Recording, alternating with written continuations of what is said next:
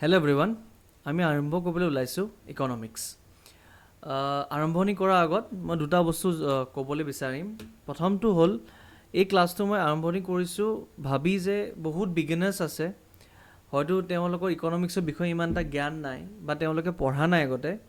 সিহঁতৰ কাৰণে এডভাইচ হ'ব, তোমালোকে গোটেই ভিডিঅ'টো চোৱা, লাহে লাহে চোৱা, ৰিৱাইণ্ড কৰা, বাৰে বাৰে চোৱা যিখিনি বুজি পোৱা নাই, যেন তোমালোকৰ কনচেপ্ট ক্লিয়াৰ হয়।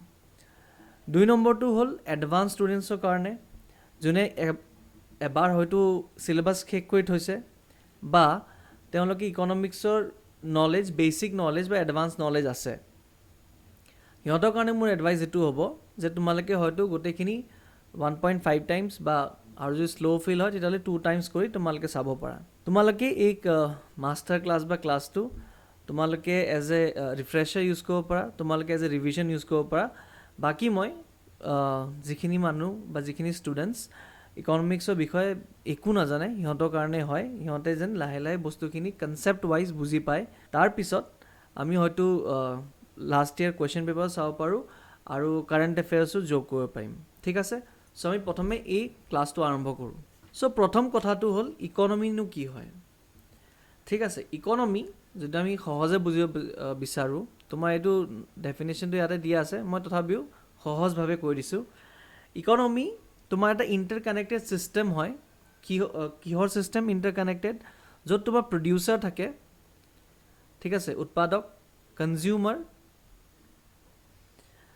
তোমাৰ গ্ৰাহক আৰু চৰকাৰ। সিহঁতে মিলি কি কৰে? They manage resources to create, distribute আৰু কনজিউম গুডছ এণ্ড ছাৰ্ভিচেছ। ঠিক আছে, আৰু সেই গুডছ এণ্ড ছাৰ্ভিচেছৰ কাৰণে তুমি হয়তো গুডছ এণ্ড ছাৰ্ভিচেছ দিব পাৰা, যিটো আগৰ সময়ত ইউজ হৈ আছিলে, যাক আমি বাৰ্টাৰ ছিষ্টেম অফ ইকনমি বুলি কৈছিলোঁ, সেইটো কৰিব পাৰা। আৰু নহ'লে আজিৰ দিনত যেনেকৈ আমি পইচা দি গুডছ এণ্ড ছাৰ্ভিচেছ কিনো বা পইচাৰে গুডছ এণ্ড ছাৰ্ভিচেছ আমি এক্সচেঞ্জ কৰোঁ। চ' য'ত এইকেইটা কাম হৈ আছে সেইটো এটা ইকনমি হ'ব পাৰে। আমাৰ লেটছে গুৱাহাটীত যিখন বজাৰ আছে সেইটো এটা মাইক্ৰ' ইকনমি হয়। তেনেকৈ Assam economy, Indian economy, world economy, ঠিক আছে, ডাঙৰ লেভেলত। চ' তোমালোকে এতিয়া হয়তো বুজি পাইছে যে ইকনমি কি হয়। এতিয়া আমি দুটা কনচেপ্ট বুজিব লাগিব, এটা হ'ল ইকনমিক গ্ৰ'থ আৰু এটা হ'ল ইকনমিক ডেভেলপমেণ্ট। চ' তোমালোকে যেতিয়া পেপাৰ পঢ়া বা ইকনমিক্সৰ কিতাপ পঢ়া, এই দুটা শব্দ বহুত বেছি ইউজ কৰা হয়, economic growth and economic development. এই দুটা টাৰ্মছৰ দুটা বেলেগ মিনিং হয়। ইকনমিক গ্ৰ'থ যিটো আছে সেইটো এটা কোৱান্টিটেটিভ ইনক্ৰিজ হয়। নাও কোৱান্টিটেটিভ মানে কি? চ' ইকনমিক গ্ৰ'থ তোমাৰ ইণ্ডিয়াত যদি যোৱা বছৰে, লেটছে ইণ্ডিয়াত অকল ৰাইচৰ খেতি হয়, বেলেগ একো নহয়। চ' লেটছে তোমাৰ যোৱা বছৰ 100 কিলো চাউল তোমাৰ প্ৰডিউচ হৈছিলে ইণ্ডিয়াত, আৰু এইটো বছৰ 200 কিলো চাউল তোমাৰ প্ৰডাকশ্যন হ'ল। চ' যোৱা বছৰৰ তুলনাত ইণ্ডিয়াত ইকনমিক গ্ৰ'থ কিমান হৈছে? 100 কিলো ৰাইচৰ তোমাৰ ইকনমিক গ্ৰ'থ হৈছে। চ' ইকনমিক গ্ৰ'থ এটা কোৱান্টিটেটিভ ইনক্ৰিজ হয়। কোৱান্টিটেটিভ মানে তুমি গণিব পাৰা, নাম্বাৰ্ছত গণিব পাৰা, 1 2 3 4, তেনেকুৱা কোৱান্টিটেটিভ হয়। ঠিক আছে, সেই তুলনাত তোমাৰ ইকনমিক ডেভেলপমেণ্ট যিটো আছে সেইটো এটা কোৱালিটেটিভ ইম্প্ৰুভমেণ্ট। কিহত ইম্প্ৰুভমেণ্ট হৈ আছে? Living standards, health care, education and overall welfare. আজি তোমাৰ চৰকাৰে যে বৃদ্ধ পেঞ্চন দি আছে বা তোমাৰ হেণ্ডিকেপ বা স্পেচিয়েলি এবল্ড মানুহৰ কাৰণে তোমাৰ পেঞ্চন দি আছে, লেটছে এভৰি ইয়াৰ অলপ অলপ পইচা বঢ়াই গৈ আছে। চ' তোমাৰ লিভিং ষ্টেণ্ডাৰ্ডছ বা সিহঁতৰ কাৰণে হয়তো তোমাৰ ভাল হস্পিটেল বনাইছে, ভাল স্কুল বনাইছে, য'ত স্পেচিয়েলি এবল্ড চিলড্ৰেনছৰ কাৰণে তোমাৰ পঢ়া শুনা কৰাটো সহজ হয়। চ' সেই যিটো ইম্প্ৰুভমেণ্ট অফ লাইফ, তাক আমি ইকনমিক ডেভেলপমেণ্ট বুলি কওঁ। ঠিক আছে, চ' ইকনমিক গ্ৰ'থ য'ত আমি অকল ক্ৰুড নাম্বাৰ্ছকেইটা চাওঁ, যে যোৱা বছৰ কিমান ইনকাম হ'ল, এই বছৰ কিমান ইনকাম হ'ল, তাৰ তুলনাত যদি আমি এই বছৰ বেছি ইনকাম কৰিছোঁ, চ' আমাৰ ইকনমিক গ্ৰ'থ হৈছে।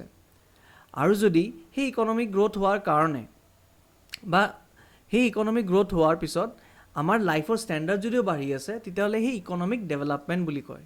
ঠিক আছে, আৰু এটা থিয়ৰী মই ইয়াতে ক'বলৈ বিচাৰিম, এটা হ'ল তোমাৰ ট্ৰিকল ডাউন থিয়ৰী। তুমি চাবা বহুতে এইটো ট্ৰিকল ডাউন এফেক্ট বুলি কয়। নাও ট্ৰিকল ডাউন এফেক্ট মানে কি হয়? চোৱা, আজি যদি তোমাৰ চেলাৰী 2 লাখ টকাৰ পৰা 4 লাখ টকা হৈ গৈছে মাহে, বছৰ নহয়, মাহে যদি তোমাৰ 2 লাখ টকাৰ পৰা চেলাৰী, লেটছ চে 4 লাখ হৈ গ'ল, কিবা বহুত ডাঙৰ ভাল কাম কৰিলা, বছ বহুত ভাল পালে তোমাক, চ' একদম 200% তোমাক ইনক্ৰিজ কৰি দিলে salary.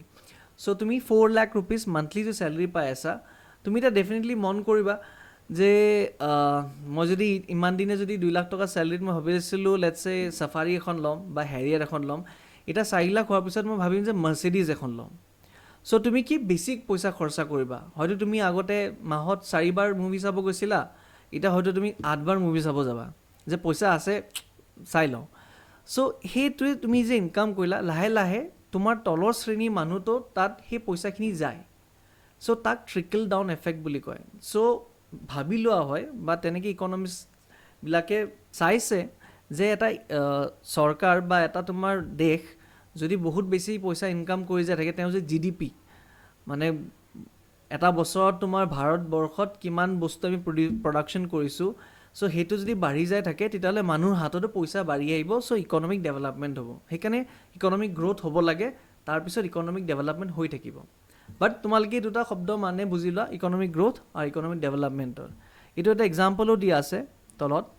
Economic growth is an increase in the nations total output, মানে তুমি এটা বছৰত কিমান বস্তু বনালা। ছাচ এজ যেনেকৈ আমি পেপাৰত শুনি পাই থাকোঁ, ইণ্ডিয়াৰ 7.2% গ্ৰ'থ হ'ল, 6% গ্ৰ'থ হ'ল, 8% গ্ৰ'থ হ'ল, বা তুমি ৱৰ্ল্ড বেংক বা RBI এষ্টিমেট কৰে যে অহা বছৰ ইণ্ডিয়াত 9% গ্ৰ'থ হ'ব।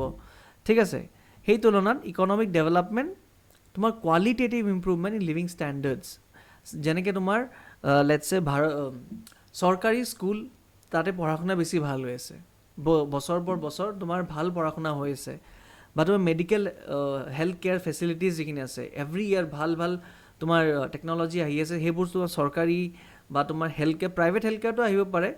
চ' সেই ইম্প্ৰুভমেণ্ট অফ লাইফ হৈ আছে, যে মানুহ লেটছে 100 বছৰ আগত মানুহ 40 ইয়াৰ্ছলৈকে আছিলে, আজি সেই মানুহ 70 ইয়াৰ্ছলৈ থাকিব পাৰে।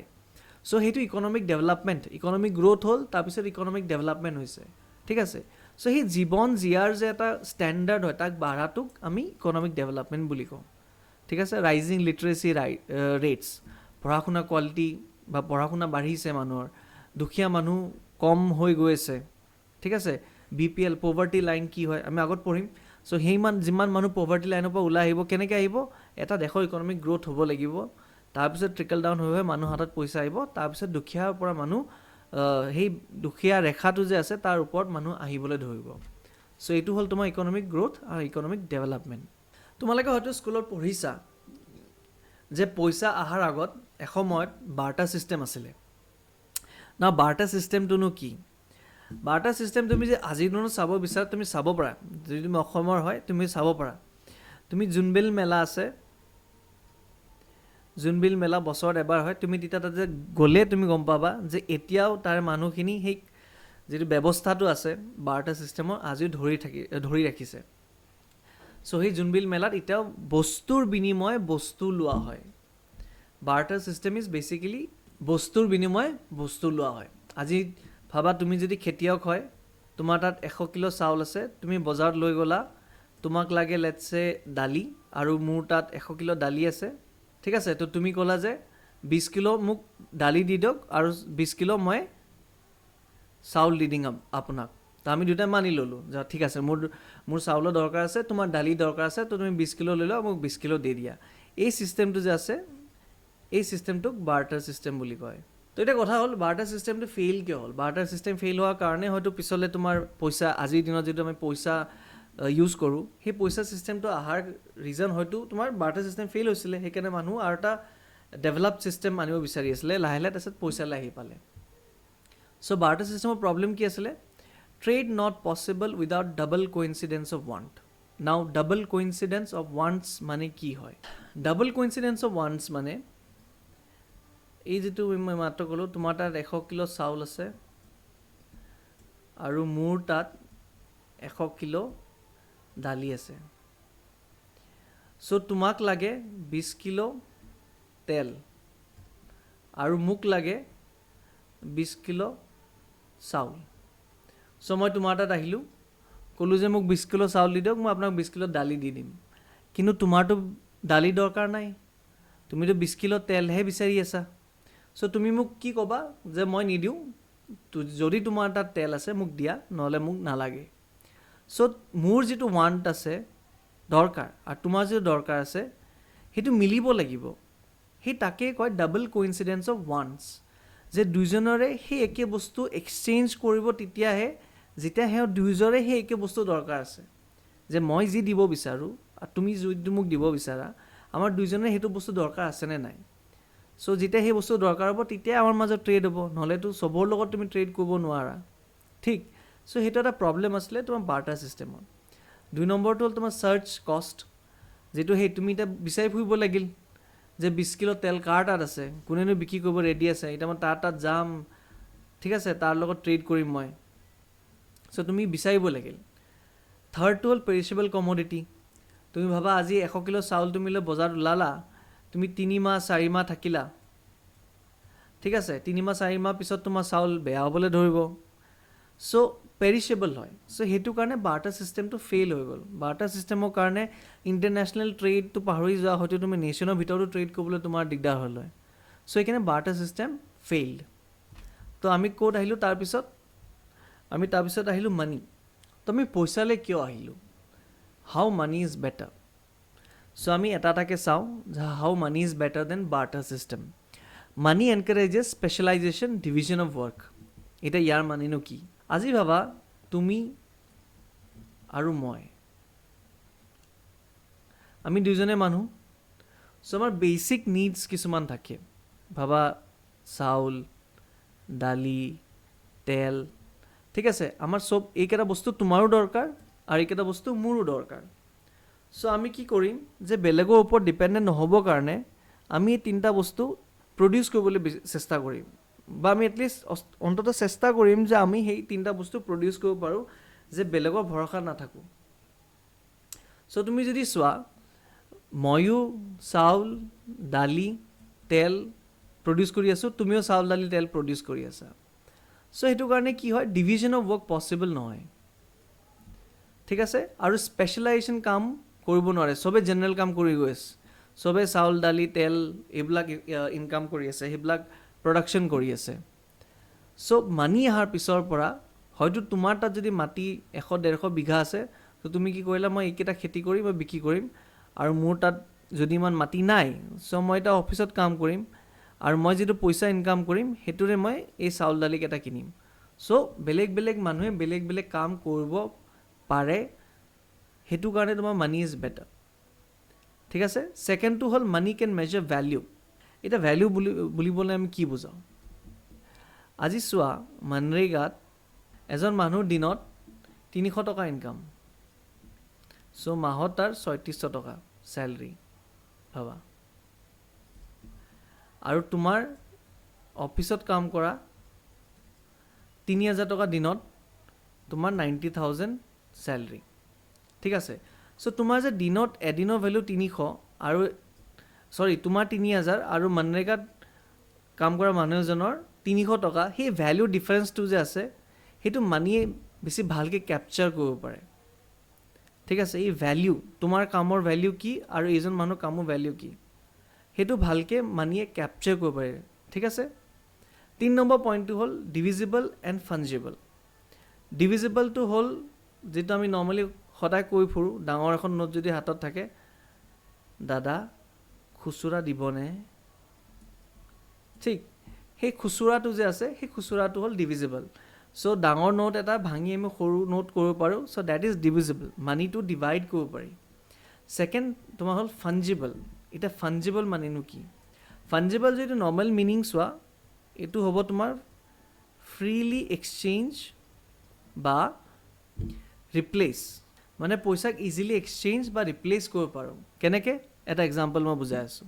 আজি ভাবা তোমাৰ তাত 20,000 টকা আছে, তুমি শ্বেয়াৰ মাৰ্কেটত TCS বা ৰিলায়েন্স বা যিকোনো কোম্পানী তুমি ভাল পোৱা, তাৰ তুমি শ্বেয়াৰ কিনিবলৈ বিচাৰিছা। লেটছ চে TCSৰ শ্বেয়াৰ তোমাৰ হৈছে 2000 ৰুপিজ পাৰ পিচ, আৰু ৰিলায়েন্সৰ লেটছ চে 4,000 হৈ আছে পাৰ পিচ।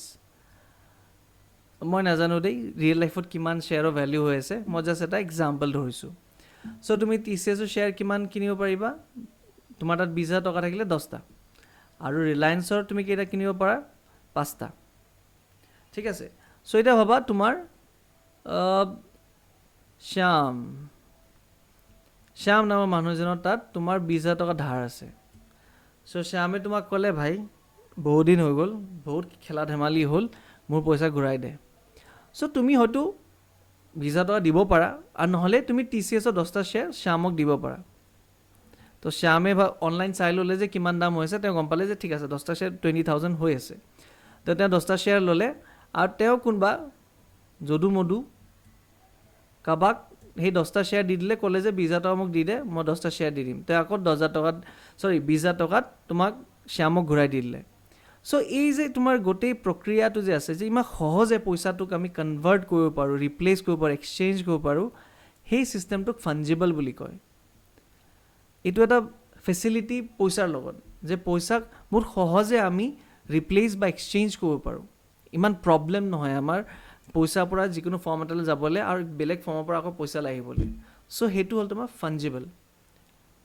আৰু ষ্ট'ৰ অফ ভেলিউ আমি বেংকত যে একাউণ্ট খুলি পইচা থওঁ য'ত বেংকে সদায় 5 টকা 10 টকা কিয় কাটে আজিলৈকে গম নাপালোঁ সো সেই ষ্ট'ৰ অফ ভেলিউটো বেংক ভাবা বেংকত আমি আমাৰ ভেলিউ যেটা আমি এই যে 3,000 ৰুপিজ তুমি দিনে ইনকাম কৰি আছিলা সেইটো তুমি বেংকত ষ্ট'ৰ কৰিব পাৰা বা ট্ৰান্সফাৰ অফ ভেলিউ তুমি বেলেগলৈও ট্ৰান্সফাৰ কৰিব পাৰা বা ইণ্টাৰ বেংকো কৰিব পাৰা বেলেগ কিবা তুমি যদি কিবা কিনিছা অনলাইন ফটাককৈ UPI এটা মাৰি দিয়া কাকলাংকৈ আহি যায় চাউণ্ড সেইটো তুমি কৰিব পাৰা so transfer of value is also' possible আৰু আমাৰ credit system financial markets possible development possible হৈছে অনলি বিকজ অফ মানি ঠিক আছে মই মানি আৰু এটা হিষ্ট্ৰী ক'ম প্ৰথমে সেইটো আমি ষ্টেজলৈ যাওঁ য'ত আমি মই এটা ইণ্টাৰেষ্টিং ষ্টৰি ক'ম যে পইচা কেনেকৈ জেনেৰেট হয় ঠিক আছে যে ইকনমিত সেই নোটটো যে ছপাই দিয়ে সেইটো বেচিছ কি হয় RBI কোনোবা যদি জানে কমেণ্টছত জনাব সেই ষ্টৰি কেনেকৈ US গভৰ্ণমেণ্টে আগত কিবা এটা বস্তু এটা আছিলে সেই বস্তুটো থাকিলে তেওঁ নোট প্ৰিণ্ট কৰিব পাৰিলে হয় তাৰপিছত সেই ছিষ্টেমটো আঁতৰাই দিয়াৰ পিছত আজিকালি জনাই মদাই কি কয় নোটছ প্ৰিণ্ট কৰিব পৰা হয় চ' কোনোবা যে সেই ষ্টৰিটো জানা কমেণ্টছত জনাবা আচ্ছা লাষ্ট পইণ্টটো হ'ল চাৰ্কুলাৰ ফ্ল' অফ মানি এইটো আমি এটা এক্সাম্পল থ্ৰুৱেদি বুজি চাওঁ আচ্ছা মই ভিডিঅ'ত টাইম ষ্টেম্প দি যাম সকলো টপিক্সৰ কাৰণে চ' যোনে যিটোত কনফিউশ্যন আছে ডাইৰেক্টলি তাতে জাম্প কৰি চাব পাৰা আৰু যোনে ষ্টাৰ্টিঙৰ পৰা এণ্ডলৈ চাব বিচাৰি আছা তোমালোকেও চাব পাৰা so' that is not a problem ঠিক আছে চ' আমি এতিয়া আহোঁ চাৰ্কুলাৰ ফ্ল' অফ মানি আজি ভাবা তুমি বেংকৰ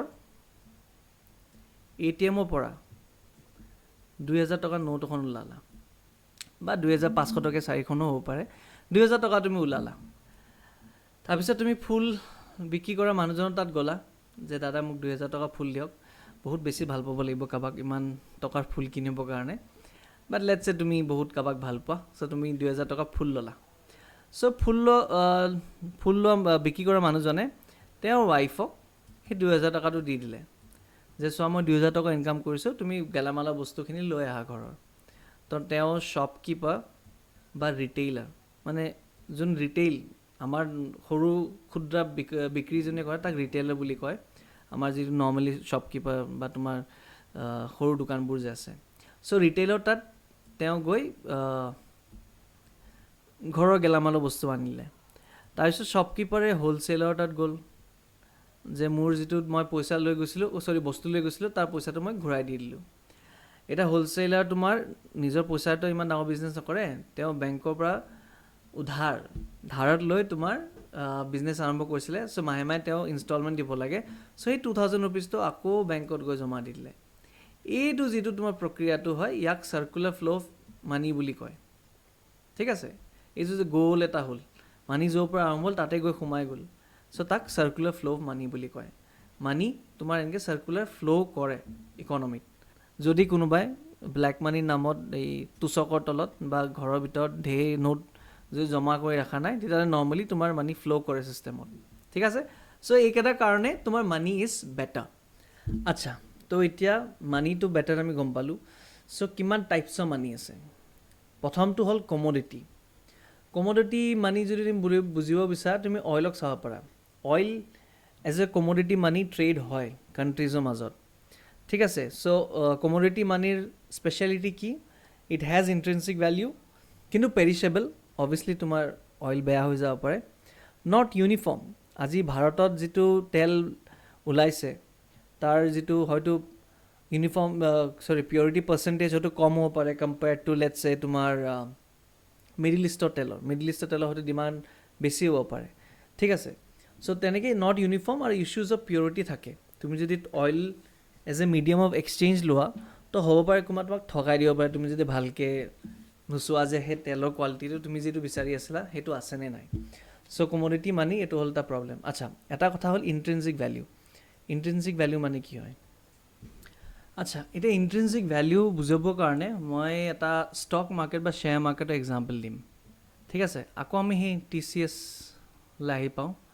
এনেকুৱা নহয় মোৰ তাত TCSৰ কোনো শ্বেয়াৰ টেয়াৰ আছে, মোৰ একো নাই দেই শ্বেয়াৰ, এনেই জাষ্ট TCS আজিকালি বহুত নিউজত আছে, সেইকাৰণে TCS নামটো আহি আছে বাৰে বাৰে। চ' আগবাঢ়ো। TCSৰ তুমি এটা শ্বেয়াৰ যদি আজিৰ দিনত যেনেকৈ লাষ্ট শ্লাইডত ক'লোঁ 2000 rupees পাৰ পিচ তাৰ দাম হয়। আচ্ছা, এই 2000 rupees পাৰ পিচটো কিয়নো দাম হ'ল?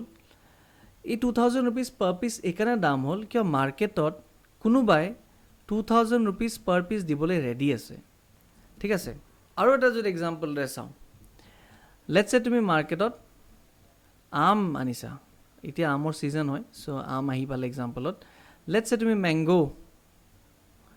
আম আনিছা তুমি মাৰ্কেটত, তোমাৰ তাত এটাই বহুত ভাল কোৱালিটিৰ আম আছে, একদম পৃথিৱীৰ আটাইতকৈ ভাল আমটো আছে। চ' এটা তুমি আম ল'লে, তুমি ক'লা এই আমটোৰ দাম 2000 টকা, ঠিক আছে।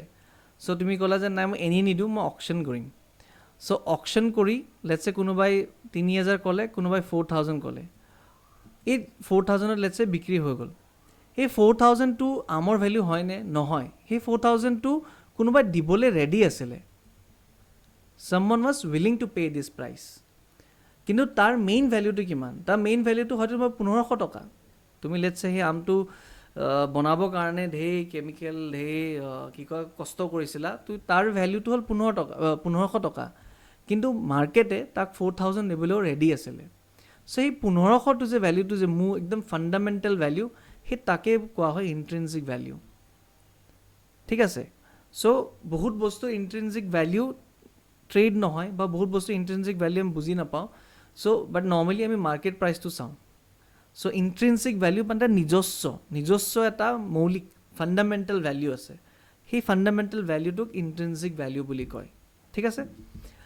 2 নম্বৰ টাইপ অফ মানিলৈ আহোঁ, ডেট ইজ মেটেলিক মানি। অৱশ্যে আজিকালিও তোমাৰ কইনছ আছে। আগৰ দিনত পিছে কপাৰ, গ'ল্ড আৰু চিলভাৰ কইনছ ইউজ কৰা হৈছিলে, ঠিক আছে। আগৰ দিনত copper, gold coin, silver coin use কৰা হৈছিলে, হিষ্ট্ৰীত পঢ়িছা। আজিৰ দিনত বাপেকে কোনোবা এটা গ'ল্ড কইন পালে ট্ৰেডে নকৰিলে, সেইটোৱে থৈ দিলে হয়। বাট আগৰ দিনত কথা ঢেৰ সোণ আছিলে চবৰ তাত হয়তো। চ' তোমাৰ গ'ল্ড মেটেলিক মানিৰ কি স্পেচিয়েলিটি? তাৰো এটা ইণ্ট্ৰিনজিক ভেলিউ আছে, ঠিক আছে। যেনেকৈ ভাবা কপাৰ যদি কইন হয়, লেটছে কপাৰ কইন এটাত কোনোবা ৰজাই ক'লে এটা 50 গ্ৰামৰ কপাৰ কইন হ'ব লাগিব। সেই কপাৰ কইনটোত লেটছে 50 গ্ৰাম কপাৰ থাকিব লাগিব আৰু 10 গ্ৰাম বাকী মেটেলছ থাকিব পাৰে। চ' সেই কপাৰৰ যদি 50 গ্ৰাম আছে, তাৰো নিজস্ব এটা ভেলিউ আছে, ঠিক আছে। হয়তো তুমি এটা কপাৰ কইনেদি তুমি সেইখিনি সময়ত হয়তো 1 কিলো চাউল পালা হয়, কিন্তু তাৰ বাহিৰেও তাৰ নিজস্ব এটা ভেলিউ আছে। চ' সেইটো হ'ল তাৰ ইণ্ট্ৰিনজিক ভেলিউ। নন পেৰিছেবল, অভিয়াছলি তোমাৰ মেটেল হয়, বেয়া হৈ নাযায়। ডিভিজেবল, খুচুৰা কৰা পচিবল আছিলে, ডাঙৰ কইনৰ পৰা সৰু কইনলৈ আহিব পাৰোঁ আমি। ফাঞ্জেবল, য়েছ, তোমাৰ কইনছেদি তুমি বস্তু ল'লা, বস্তু বিক্ৰী কৰি আকৌ কইনছলৈ আহিব পাৰা, ঠিক আছে। চ' ফাঞ্জেবল, ইজিলি এক্সচেঞ্জ আৰু ইজিলি তোমাৰ ৰিপ্লেচ কৰিব পাৰি। ফৰেন ট্ৰেড পচিবল, অভিয়াছলি তোমাৰ ফৰেন ট্ৰেড হৈ আছিলে। হাৰাপ্পান দিনৰ যদি কইনছ চোৱা, সেই কইনছেৰে তোমাৰ ফৰেন ট্ৰেড, মেছ'পটামিয়া, ঠিক আছে, তেনেকুৱা ধৰণৰ কাণ্ট্ৰিজ বা সেইখিনি সময়ত যিখিনি কাণ্ট্ৰিজ আছিলে মেছ'পটামিয়া বা তোমাৰ আজিৰ দিনৰ ইৰাণ, ঠিক আছে। ত' সেইখিনি সময়ত ইমান পুৰণা সময়তো তোমাৰ ইমান পুৰণা কাৰেঞ্চি কইনছেদি ট্ৰেড হৈ আছিলে। বাট তোমাৰ বাল্কিটো ট্ৰান্সপৰ্ট, অভিয়াছলি তোমাৰ তাত যদি 1 লাখ কপাৰ কইন থাকে, তুমি ভাবা 1 লাখ কপাৰ কইন লৈ যাবলৈ কিমান মাথা গৰম হ'ব। আৰু কথাটো হ'ল পিছলৈ গৈ স্কেৰচিটি অফ মেটেলো হৈছিলে। তোমাৰ কপাৰ কইনছ তুমি যদি মন কৰা শ্বেৰশ্বাহ চুৰিৰ সময়ত বা তোমাৰ বেলেগ ৰজাৰ সময়ত কপাৰ কইনছৰ শ্বৰ্টেজো হোৱাৰ কাৰণে লেটছে প্ৰথমে যদি এটা কপাৰ কইনত 50 গ্ৰাম কপাৰ দি আছিলে, লাহে লাহে তেওঁ ক'লে যে নাই 20 গ্ৰাম কপাৰ কৰি দিয়া। চ' এই কমোৱাটো যে আছে তাক একচুৱেলি ডিবেচমেণ্ট বুলি কোৱা হয়। সেই শব্দটোৰ মানে হ'ল ডিবেচমেণ্ট।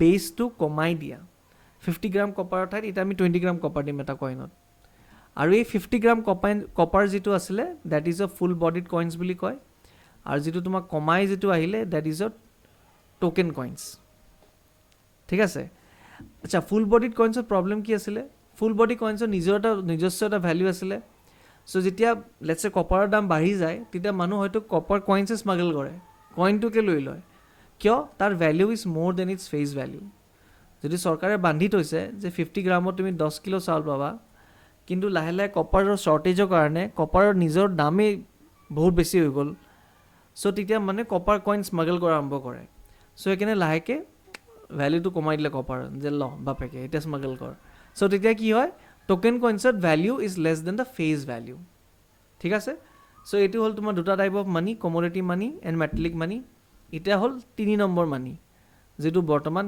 একদম ফ্ৰেছ গৰম আজিৰ দিনৰ কথা আচ্ছা সো আমি এটা আহিলো পেপাৰ মানিলে আচ্ছা পেপাৰ মানিৰ এটা ইন্টাৰেষ্টিং এটা হিষ্ট্ৰী কওঁ আগৰ সময়ত তোমাৰ মাৰ্চেণ্টছ যিখিনি আছিলে সিহঁতে ব্যৱসায় কৰিছিলে ঠিক আছে এজন মাৰ্চেণ্টৰ পৰা আজন মাৰ্চেণ্টলে ট্ৰেডাৰ্ছে গৈ ইয়াৰ পৰা বস্তু বিক্ৰী কৰি কইনছ লৈ আকৌ তাৰ পৰা বস্তু কিনি আকৌ ইয়াক দিয়ে সো তোমাৰ যেতিয়া বহুত ডাঙৰ ট্ৰেডাৰ হয় তেওঁলোকে বহুত বেছি কইনছ লৈ যোৱাটো অবভিয়াছলি তোমাৰ সেফ নহয় আৰু অসুবিধাও ধেৰ তোমাৰ সেইখিনি সময়ততো আৰু 50-60 bhp তোমাৰ গাড়ী নাছিলে সো তোমাৰ 1 হৰ্চ পাৱাৰৰ এটা হৰ্চ পালা হয় সো হি বেচাৰা কিমান টানিব সো কি কৰিলে মাৰ্চেণ্ট গিল্ড মানে আজিৰ দিনত তুমি বুজিব বিচাৰা এছ'চিয়েশ্যন সো মাৰ্চেণ্ট এছ'চিয়েশ্যনে এখন কাগজ দিলে পেপাৰ ৰিচিটত কি আছিলে পেপাৰ ৰিচিটত লিখা আছিলে যে এই ট্ৰেডাৰজনৰ 1 লাখ কপাৰ কইন মোৰ তাত জমা আছে আৰু সেই পেপাৰ ৰিচিটখন গৈ তেওঁ মাৰ্চেণ্ট 2 নম্বৰক দিয়ে তাৰপৰা বস্তুলৈ আকৌ ইয়াক দি দিয়ে সো পেপাৰ ৰিচিটখন পোৱাৰ পিছৰ পৰা সহজে গ'ল ট্ৰেড কৰা কিয় ইমান কইন লৈ যাব নালাগে ঠিক আছে সো সেই পেপাৰ ৰিচিটখন একচুৱেলি কোৱা হয় হুণ্ডি ঠিক আছে এই পেপাৰ কইনটোক পেপাৰ ৰিচিটখনত হুণ্ডি বুলি কোৱা হয় সেই পেপাৰ ৰিচিটখন পইচা নহয় কিন্তু দেই সেইখন জাষ্ট এখন কাগজহে য'ত লিখা আছে যে কিমান কইনছ কাৰ তাত আছে জমা কিমান দিনৰ পৰা আছে সো সেই পেপাৰ ৰিচিটটো একচুৱেলি তোমাৰ হিষ্ট্ৰী হয় পেপাৰ মানিৰ সো লাহে লাহে মানুহ বুজি পালে যে পেপাৰটোক আমি এজ এ মানি ইউজ কৰিব পাৰোঁ সো পেপাৰ মানিলে আমি আহিলোঁ so that is the history of তোমাৰ paper money so since metallic money were bulky to transport so গিল্ডছবিলাকে ইছ্যু কৰিলে পেপাৰ ৰিচিট যাক হুণ্ডি বুলি কোৱা হয় সেই হুণ্ডিৰে তোমাৰ আগত ট্ৰেড হৈছিলে যোন মাৰ্চেণ্টে মানি লয় তেওঁলোকে কৰিছিলে হুণ্ডি আচ্ছা ফিডুচিয়াৰী মানি তাক ফিডুচিয়াৰী মানি বুলি কোৱা হয় এতিয়া ফিডুচিয়াৰী মানিনো কি আজি তুমি লেটছ সে 20 লাখ টকা তোমাৰ বছৰৰ ইনকাম সো 20 লাখ টকা বছৰৰ ইনকাম হ'লে তুমি APSC প্ৰিপেয়াৰ কৰিব নাহিলা হয় বাট মানি লওঁ তুমি 20 লাখ টকা ইনকাম কৰিছা বছৰত বাই সামহাও সো তুমি এতিয়া ইনকাম টেক্স পে' কৰিব লাগিব সো তুমি কাৰ তাত গ'লা অবভিয়াছলি CA তাত যাবা সো CA তোমাক ভাল এটা আইডিয়া দিলে যে এনেকৈ কৰা তুমি ইনকাম টেক্স বচাব পাৰা সো CA আৰু তোমাৰ মাজত এটা ফিডুচিয়াৰী ৰিলেশ্যনশ্বিপ আছে যে CA তোমাৰ ভালৰ কথা ভাবিব লেটছ সে তেওঁ কিবা লুপ হোল এক্সপ্লইট কৰিব পাৰে বাট তেওঁ তোমাৰ ভালটোকে ভাবিব ঠিক আছে তেনেকৈ তোমাৰ সুপ্ৰিম কোৰ্টে কৈছে যে গভৰ্ণমেণ্ট আৰু চিটিজেনৰ মাজত এটা ফিডুচিয়াৰী ৰিলেশ্যনশ্বিপ হয় যে গভৰ্ণমেণ্টে চিটিজেনৰ ভালটো ভাবিবই লাগিব ভাল ভাবে নাভাবে এতিয়াতো চলো বেলেগ কথা বাট আইডিয়েলি যদি চাওঁ গভৰ্ণমেণ্টে চিটিজেনৰ ভালটো কথা ভাবিব লাগে so that is a fiduciary relationship তেনেকৈ ফিডুচিয়াৰী মানি আছিলে এইটো ঠিক আছে এই পেপাৰ ৰিচিটখন তেওঁ ভালৰ কাৰণে দি দিয়ে যে ইমান পইচা আগলৈ লৈ যাব নালাগে প্ৰব্লেম হ'ব পাৰে so that is a fiduciary মানি আচ্ছা এতিয়া কথা হ'ল ইণ্ডিয়াত আমি পেপাৰ মানিও পাওঁ বেংক নোট আৰু আমি কইনছো পাওঁ সো কোনে কোনটো প্ৰিণ্ট কৰে কাৰ তাত কি ৰাইট আছে চোৱা RBI Act 1934 ৰাইট মানে এক্টৰ হিচাপত only the reserve bank of ইণ্ডিয়াই বেংক নোট ছপাব পাৰে 2000 আজিকালি অৱশ্যে দেখিবলৈ নাই এইখন নোট 2000 500 200 150 20 আৰু 10 এইকেইটা নোট তোমাৰ প্ৰিণ্ট কৰাৰ ৰেছপন্সিবিলিটি কাৰ আছে অকল RBI আছে আণ্ডাৰ সেই পাৱাৰটো কোনে দিছে RBI Act 1934 দি দিছে যে অকল RBI can print bank notes আৰু government of India can mint তোমাৰ কইনছ গভৰ্ণমেণ্ট অফ ইণ্ডিয়াক পাৱাৰটো কোনে দিলে কইনেজ এক্ট 2011 কইনেজ এক্টে তোমাৰ সেই পাৱাৰটো গভৰ্ণমেণ্ট অফ ইণ্ডিয়াক দিছে যে গভৰ্ণমেণ্ট অফ ইণ্ডিয়াই তোমাৰ বৰ্তমানটো 20, 10, 5, 2, 1 এইকেইটা আমি কইনছ পাওঁ চ' এইকেইটা কইনছ তোমাৰ গভৰ্ণমেণ্ট অফ ইণ্ডিয়াই মিণ্ট কৰে RBI কিন্তু কইনছ নোলায় ঠিক আছে আৰু 1 টকীয়া নোট যদি আছে তো সেইটো গভৰ্ণমেণ্ট অফ ইণ্ডিয়াই প্ৰিণ্ট কৰিব পাৰে under coinage act not RBI Act under coinage act আচ্ছা আমাৰ ভাৰতত যে এই নোটখিনি যে ক'লোঁ 2000, 500, 100 ঠিক আছে এই নোটকেইটা ফিয়াট মানি বুলি কোৱা হয় fiat money because they are legally binding মানে they are legal tender lender cannot refuse to accept under RBI Act কোনোবাক যদি তুমি এই নোট কেইখন দিয়া তেওঁলোকে মানা কৰিব নোৱাৰে ভাৰতত যে মই এই নোট একচেপ্ট নকৰোঁ চ' দেট ইজ লিগেলি বাইণ্ডিং ঠিক আছে চ' ফিয়াট মানি হ'বলৈ কি কি কোৱালিটি হ'ব লাগিব দেট শুড বি ফিজিকেল বা ডিজিটেল কেন মেজাৰ ভেলিউ আমি বুজাইছোঁ কি হয় ভেলিউ অলপ আগত and must be issued by government central bank so' এনেকুৱা নহয় যে তুমি লগৰ এটাৰ পৰা কাগজ এখন লিখি লৈ বোলে ডিলাৰশ্বিপত গৈ ক'লা কি কয় হেৰিয়াৰ এখন ওলাই দে মোক এইটো ল মোৰ বন্ধুৱে চাইন কৰি দিছে এইটো হ'ল মানি চ' সেইটো কৰিব নোৱাৰা so' it has to be signed by the government বা চেণ্ট্ৰেল বেংক চ' তাক ফিয়াট মানি বা লিগেলি বাইণ্ডিং ক'বৰ কাৰণে ঠিক আছে চ' তোমাৰ বেংক নোটছ যিখিনি আছে তাক আনলিমিটেড লিগেল টেণ্ডাৰ বুলিও কোৱা হয় আৰু তোমাৰ কইনছ যিখিনি আছে এইটো হ'ল তোমাৰ লিমিটেড লিগেল টেণ্ডাৰ এতিয়া লিমিটেড লিগেল টেণ্ডাৰ মানে কি হয় তুমি কইনছেদি একৰ্ডিং টু কইনেজ এক্ট এই যিটো কইনেজ এক্টটো আছে তাৰ মতে তুমি অকল 1000 ৰুপিছলৈকে কইনছেদি পে' কৰিব পাৰা তাৰ ওপৰত পে' কৰিলে যাক পে' কৰি আছা তেওঁৰ ওপৰত তেওঁ একচেপ্ট কৰিব বিচাৰিছে নে বিচৰা নাই সেই যিটো কথাটো ডিলাৰশ্বিপত গৈ এক বস্তা কইন পেলাই ক'ব নোৱাৰে যে ডাউন পে'মেণ্ট দিলোঁ গাড়ীখন দিয়া চ' সেই ডিলাৰশ্বিপৰ ওপৰত তেওঁ যদি বিচাৰে তেওঁ একচেপ্ট কৰিব পাৰে নহ'লে তেওঁ মানা কৰিব পাৰে যে আমি 1000 লৈছোঁ তাৰ ওপৰত আমি নলওঁ বাকী তুমি কেছ দিলে বেংকৰ নোট লৈ আহা নোট চ' যেতিয়া বেংকৰ নোটছ আহে that is your unlimited legal tender তুমি যিমান মৰ্জি সিমান দিব পাৰা অভিয়াছলি 2 লাখৰ ওপৰততো বেংকে ওলাব নিদিয়ে আৰু যদি তোমাৰ 2 লাখৰ ওপৰত ওলাব পাৰি আছা তাহলে তোমাৰ যোগাৰ ভাল আৰু নহ'লে তুমি 2 নম্বৰ পইচা আছে চ' ইণ্ডিয়ান কইনছ তোমাৰ লিমিটেড লিগেল টেণ্ডাৰ অকল 1000লৈকে পে'মেণ্ট কৰিব পাৰা আৰু তোমাৰ যদি নোটছ আছে তেতিয়াহ'লে তুমি আনলিমিটেড পে' কৰিব পাৰা ঠিক আছে so' that is your paper money